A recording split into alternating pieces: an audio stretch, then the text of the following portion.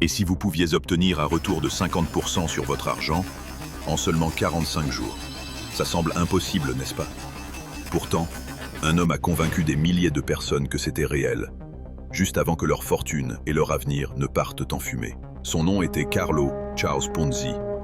Il est arrivé en Amérique à 21 ans, avec seulement quelques dollars en poche, mais une ambition dévorante de faire fortune. Peu importaient les moyens. Après des années de petits boulots et le combine raté, il est tombé sur quelque chose qui semblait anodin, mais qui était secrètement brillant. Le coupon réponse internationale. L'idée était simple. Acheter un coupon dans un pays comme l'Espagne, où il était bon marché, et l'envoyer aux États-Unis. Votre ami pouvait alors l'échanger contre un timbre américain pour vous répondre gratuitement. Mais Ponzi a vu la faille. En raison des fluctuations économiques après la guerre, un coupon acheté pour 1 centime en Europe pouvait être échangé contre un timbre américain valant 5 fois plus. Acheter bas, vendre haut. C'était de l'arbitrage financier à l'échelle mondiale. À cet instant, ce n'est pas juste une ampoule qui s'est allumée.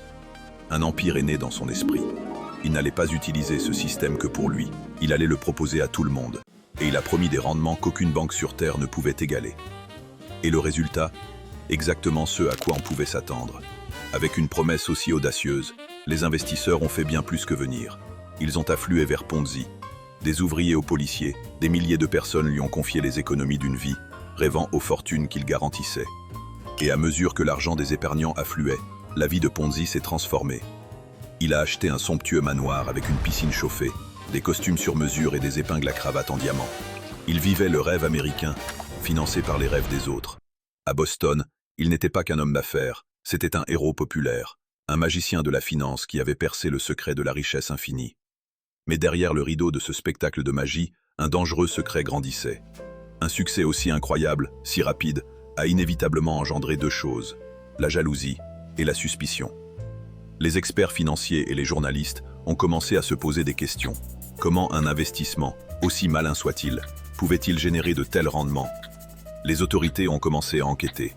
Et quand ils ont regardé au-delà du charisme et des promesses, ils ont découvert la terrible vérité. Ponzi n'investissait pas dans des coupons, il n'investissait dans rien du tout. Le système était un mensonge complet. Alors d'où venaient les bénéfices? La réponse était terriblement simple. Il payait les premiers investisseurs, avec l'argent des nouveaux investisseurs. Ce n'était pas un plan d'investissement, c'était un château de cartes. À l'instant où l'argent frais a cessé d'arriver, le système tout entier s'est effondré. La magie du sorcier avait disparu. Charles Ponzi, le héros du peuple, fut arrêté pour fraude, laissant des milliers de personnes ruinées et sans le sou. Il est facile de se dire « Je ne tomberai jamais dans un piège pareil », mais le schéma de Ponzi n'est jamais mort. Il n'a fait que changer de costume. Il survit dans les promesses de rendement garantis en crypto, dans les groupes d'investissement exclusifs et dans tout système qui promet des récompenses impossibles avec un risque zéro. Alors, comment vous protéger? 3 règles simples.